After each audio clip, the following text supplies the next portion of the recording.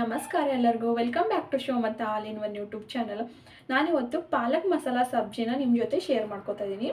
ಈ ಥರ ಪಾಲಕ್ ಮಸಾಲ ಸಬ್ಜಿನ ಮಾಡಿಕೊಟ್ರೆ ಪಾಲಕ್ ಇಷ್ಟ ಇಲ್ಲದಿರೋರು ಕೂಡ ತುಂಬಾ ಇಷ್ಟಪಟ್ಟು ತಿಂತಾರೆ. ಅದರಲ್ಲಿ ಪಾಲಕ್ ಹಾಕಿರೋದು ಅಂತಲೂ ಅವ್ರಿಗೆ ಗೊತ್ತಾಗಲ್ಲ.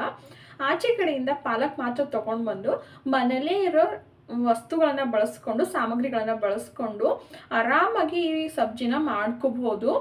ಕೆಲವೊಂದು ಟೈಮಲ್ಲಿ ನಮಗೆ ಕೆಲಸ ಇರುತ್ತೆ, ಅರ್ಜೆಂಟಲ್ಲಿ ಇರ್ತೀವಿ. ಅಂಥ ಟೈಮಲ್ಲಿ ಅಡುಗೆ ಏನು ಮಾಡಬೇಕು ಅಂತ ಯೋಚನೆ ಮಾಡ್ಕೊಂಡಿರ್ತೀವಿ. ಅಂಥ ಟೈಮಲ್ಲಿ ಈ ಥರ ಪಾಲಕ್ ಸಬ್ಜಿನ ಮಾಡಿಕೊಂಡು ಅದ್ರ ಜೊತೆ ಚಪಾತಿ, ಅನ್ನ ಅಥವಾ ರೊಟ್ಟಿ ಏನು ಬೇಕಾದರೂ ತಿನ್ಬೋದು. ಎಲ್ಲದ್ರ ಜೊತೆ ಬೆಸ್ಟ್ ಕಾಂಬಿನೇಷನ್ ಅಂತಲೇ ಹೇಳ್ಬೋದು.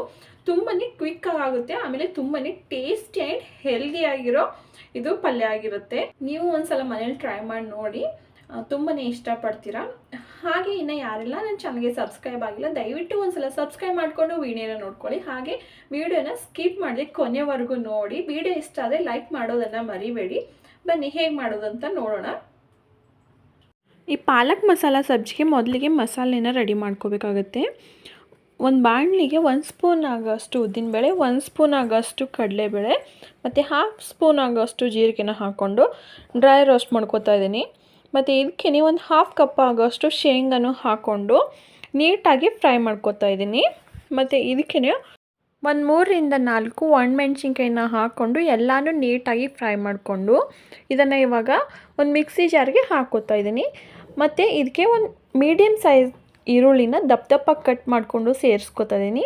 ಮತ್ತು ಒಂದು ಸ್ವಲ್ಪ ಅರಿಶಿನ, 1 ಸ್ಪೂನ್ ಆಗೋಷ್ಟು ಅಚ್ಚ ಖಾರದ ಪುಡಿ, 1/2 ಸ್ಪೂನ್ ಆಗೋಷ್ಟು ಗರಂ ಮಸಾಲಾನ ಇದಕ್ಕೆ ಸೇರಿಸ್ಕೊಂಡು ಒಂದು ಸ್ವಲ್ಪನೇ ನೀರು ಹಾಕ್ಕೊಂಡು ನುಣ್ಣಗೆ ಪೇಸ್ಟ್ ಮಾಡ್ಕೋತಾ ಇದ್ದೀನಿ. ತರಿ ಆಗಿರಬಾರ್ದು, ಪೂರ್ತಿ ನುಣ್ಣಗೆ ಪೇಸ್ಟ್ ಆಗಿರಬೇಕು. ನಾನು ಮಾಡ್ಕೊಂಡಿದ್ದು ನೋಡಿಲಿ. ಅದಾದಮೇಲೆ ಒಂದು ಬಾಣಲಿಗೆ ಎಣ್ಣೆನ ಹಾಕ್ಕೊಂಡು ಎಣ್ಣೆ ಬಿಸಿ ಆದಮೇಲೆ ಸಾಸಿವೆ ಜೀರಿಗೆ ಹಾಕ್ಕೋತಾ ಇದ್ದೀನಿ. ಸಾಸಿವೆ ಜೀರಿಗೆ ಚಟಪಟ ಆದಮೇಲೆ ಇದಕ್ಕೆ ಒಂದು ಮೀಡಿಯಮ್ ಸೈಜ್ ಕಟ್ ಮಾಡ್ಕೊಂಡು ಸಣ್ಣದಾಗಿ ಕಟ್ ಮಾಡಿಕೊಂಡು ಈರುಳ್ಳಿಯನ್ನು ಸೇರಿಸ್ಕೊಂಡು ಒಂದು ಸ್ವಲ್ಪ ಕರಿಬೇವನ್ನು ಸೇರಿಸ್ಕೊಂಡು ಇದನ್ನು ಇವಾಗ ಗೋಲ್ಡನ್ ಬ್ರೌನ್ ಆಗೋವರೆಗೂ ಫ್ರೈ ಮಾಡ್ಕೋಬೇಕಾಗತ್ತೆ. ಮತ್ತು ಇದಕ್ಕೆ ಒಂದು 5ರಿಂದ 6 ಜಜ್ಜಿರೋ ಬೆಳ್ಳುಳ್ಳಿಯನ್ನು ಸೇರಿಸ್ಕೊತಾ ಇದ್ದೀನಿ. ಈ ಪಾಲಕ್ ಮಸಾಲ ಮಾಡೋದು ತುಂಬಾ ಈಸಿ, ಬೇಗ ಕ್ವಿಕ್ಕಾಗಿ ಆಗುತ್ತೆ. ನಮಗೆ ಟೈಮ್ ಇಲ್ಲ ಅಂತ ಟೈಮಲ್ಲಿ ಈ ಥರ ಬೇಗನೆ ಮಾಡ್ಕೊಂಡು ಇದ್ರ ಜೊತೆ ಕುಕ್ಕರಲ್ಲಿ ಅನ್ನ ಆದರೂ ಇಟ್ಕೋಬೋದು, ಇಲ್ಲ ಬೇಗನೆ ಆಗೋದು ಚಪಾತಿ ಎಲ್ಲ ಮಾಡ್ಕೊಂಡು ತಿಂದರೆ ತುಂಬಾ ಟೇಸ್ಟ್ ಇರುತ್ತೆ. ಇದೆಲ್ಲನೂ ಗೋಲ್ಡನ್ ಬ್ರೌನ್ ಆದಮೇಲೆ ಇದಕ್ಕೆ ರುಬ್ಬಿಟ್ಕೊಂಡಿದ್ವಲ್ಲ ಮಸಾಲೆನ ಅದನ್ನು ಇವಾಗ ಇಲ್ಲಿ ಸೇರಿಸ್ಕೋಬೇಕು. ನಾವಿವಾಗ ನೀರು ಹಾಕ್ಕೋಬಾರ್ದು. ಮಸಾಲೆ ರುಬ್ಬೋವಾಗಲೇ ಒಂದು ಸ್ವಲ್ಪ ನೀರು ಹಾಕ್ಕೊಂಡಿದ್ವಲ್ಲ, ಇವಾಗ ನೀರು ಹಾಕ್ದೇ ಎಣ್ಣೆಲಿ ನೀಟಾಗಿ ಫ್ರೈ ಮಾಡ್ಕೋಬೇಕು. ಆ ಮಸಾಲೆಯಲ್ಲಿ ಎಣ್ಣೆ ಬಿಡೋ ಥರ ಆಗುತ್ತೆ. ಇಷ್ಟಾದರೆ ಸಾಕು. ಇವಾಗ ಸಣ್ಣದಾಗಿ ಕಟ್ ಮಾಡ್ಕೊಂಡಿರೋ ಪಾಲಕ್ನು ಇಲ್ಲಿ ಸೇರಿಸ್ಕೊತಾ ಇದ್ದೀನಿ. ಪಾಲಕಲ್ಲಿ ನೀರಿನ ಅಂಶ ಇರುತ್ತೆ, ಅದಕ್ಕೋಸ್ಕರ ಒಂದು ಸ್ವಲ್ಪ ಎಣ್ಣೆಲಿ ಹಾಗೇ ಫ್ರೈ ಮಾಡಿಕೊಂಡ್ರೆ ಅದಾಗದೇ ನೀರು ಬಿಟ್ಕೊಳ್ಳೋಕೆ ಸ್ಟಾರ್ಟ್ ಆಗುತ್ತೆ. ನೋಡ್ಬೋದು ನೀವು ಇಲ್ಲಿ ಪಾಲಕ್ಕು ನೀರು ಬಿಟ್ಕೊಳ್ಳೋಕೆ ಸ್ಟಾರ್ಟ್ ಆಗಿದೆ.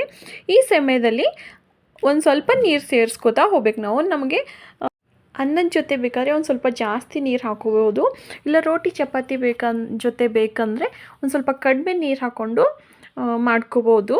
ಇಷ್ಟಾದರೆ ಮುಗಿತು. ಇವಾಗ ಅಚ್ಚ ಖಾರದ ಪುಡಿನ ಹಾಕೋತಾ ಇದ್ದೀನಿ 1 ಸ್ಪೂನು, ಮತ್ತು ರುಚಿಗೆ ತಕ್ಕಷ್ಟು ಉಪ್ಪನ್ನ ಹಾಕೋತಾ ಇದ್ದೀನಿ. ನೀವು ಖಾರನ ನೋಡ್ಕೊಂಡು ಸೇರಿಸ್ಕೋಬೇಕು, ಯಾಕಂದರೆ ಮಸಾಲೆ ರುಬ್ಬುವಾಗಲೂ ನಾವು ಖಾರನ ಹಾಕಿದ್ವಿ. ಇಷ್ಟು ಹಾಕಿದ್ರೆ ಮುಗ್ದೋಯ್ತು, ಇನ್ನೇನು ಹಾಕೋ ಅವಶ್ಯಕತೆ ಇಲ್ಲ. ಇದಕ್ಕೆ ಜಾಸ್ತಿ ಸಾಮಗ್ರಿಗಳು ಬೇಕಾಗಿಲ್ಲ, ಸ್ವಲ್ಪ ಸಾಮಗ್ರಿಗಳಿಗೆ ಕ್ವಿಕ್ಕಾಗಿ ಆಗುತ್ತೆ ಮತ್ತು ತಿನ್ನೋಕೆ ಮಾತ್ರ ತುಂಬಾ ಟೇಸ್ಟಾಗಿರುತ್ತೆ. ನೀವು ಒಂದ್ಸಲ ಮನೇಲಿ ಟ್ರೈ ಮಾಡಿ ನೋಡಿ, ತುಂಬಾ ಇಷ್ಟಪಡ್ತೀರಾ. ಹಾಗೆ ಇನ್ನು ಯಾರೆಲ್ಲ ನನ್ನ ಚಾನಲ್ಗೆ ಸಬ್ಸ್ಕ್ರೈಬ್ ಆಗಿಲ್ಲ ದಯವಿಟ್ಟು ಒಂದ್ಸಲ ಸಬ್ಸ್ಕ್ರೈಬ್ ಮಾಡಿಕೊಂಡು ವಿಡಿಯೋನ ನೋಡ್ಕೊಳ್ಳಿ. ವಿಡಿಯೋ ಇಷ್ಟ ಆದರೆ ಲೈಕ್ ಮಾಡೋದನ್ನು ಮರಿಬೇಡಿ. ಕೊನೆಯಲ್ಲಿ ಒಂದು ಸ್ವಲ್ಪ ಕೊತ್ತಂಬರಿ ಸೊಪ್ಪನ್ನು ಹಾಕಿ ಒಂದು 5 ನಿಮಿಷ ಬೇಯಿಸ್ಕೊಂಡ್ರೆ ಮುಗ್ದೋಯ್ತು. ಪಾಲಕ್ ಮಸಾಲೆ ರೆಡಿ ಆಗೇ ಹೋಯಿತು.